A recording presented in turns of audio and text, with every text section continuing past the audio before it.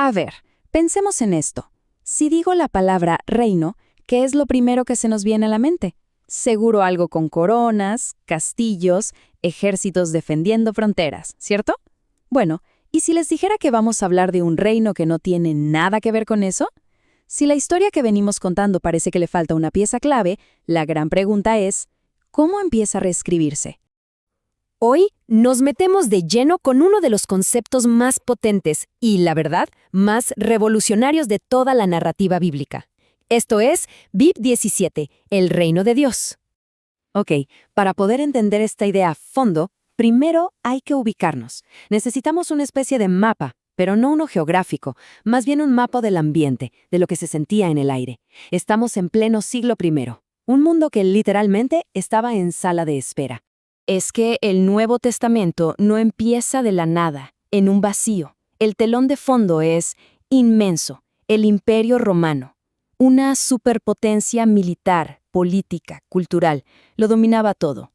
Y justo ahí, bajo ese poder aplastante, esa expectativa mesiánica, esa esperanza de que todo iba a cambiar, de la que ya hemos hablado, seguía latiendo con muchísima fuerza. Había un montón de grupos esperando una renovación total. Y aquí es donde vemos el choque de dos mundos. Por un lado tenías el poder de Roma, visible, organizado, con legiones y carreteras, imposible de ignorar. Y por el otro, la expectativa mesiánica, un poder que no se veía, que se esperaba, y que no se basaba en la fuerza militar, sino en una idea de justicia. Son dos formas de entender el orden que son, completamente opuestas, y estaban a punto de colisionar. Y es justo en medio de esa tensión, de ese hervidero de ideas y de poder, que surge una proclamación que va a cambiar las reglas del juego. Una idea que, de entrada, no habla de conquistar ni un centímetro de tierra. El reino de Dios. Esa es la frase. 3 palabras que lo detonan todo. Pero ojo, que esto no es un eslogan político ni el nombre de un nuevo país. Es una declaración que irrumpe, que explota en la historia con una fuerza conceptual enorme. Entonces, ¿qué es exactamente? La palabra clave en griego es basilea, y es que no describe un lugar, sino una realidad en acción, una realidad que se mete en la historia. Piensen en ello como un orden distinto, una manera totalmente alternativa de entender qué es la autoridad. Aquí ya no se trata de quién tiene el ejército más grande, se trata de una lógica de poder completamente diferente.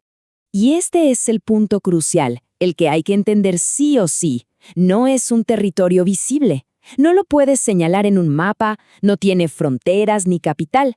Y claro, esto choca de frente con la idea de un imperio como el romano, que se definía precisamente por eso, por sus límites geográficos y su control físico del terreno. Ahora, uno podría pensar que una idea tan radical salió de la nada. Pero no es así. En realidad, es una genialidad que se construye, como reciclando y dándole una vuelta de tuerca a conceptos muy, muy antiguos de la tradición bíblica. ¿Y cómo funciona esta rearticulación? Pues la enseñanza de Jesús toma ideas que ya eran familiares para todos. La idea del pacto, la búsqueda de justicia, la esperanza de una restauración. Pero las pasa por un nuevo filtro, el del reino de Dios. Y este filtro opera con una lógica nueva. Este reino no se impone por la fuerza, sino que se anuncia, se experimenta, se interpreta.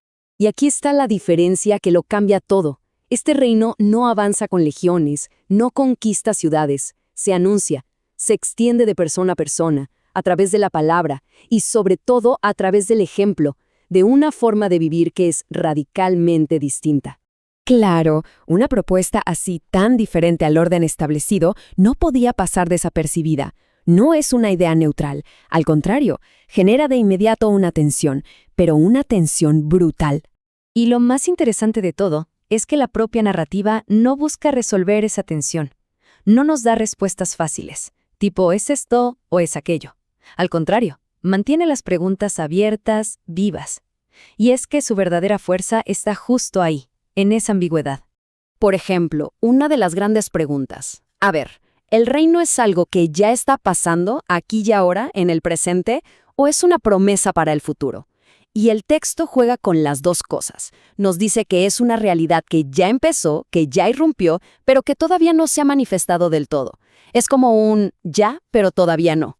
Y la otra gran duda, que va pegada a la anterior, ¿estamos hablando de algo puramente espiritual, algo interno de cada persona?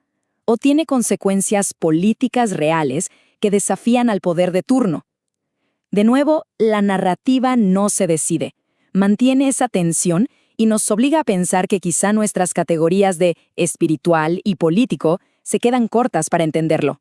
Y son precisamente estas preguntas sin respuesta, esta tensión constante, las que preparan el terreno para lo que viene.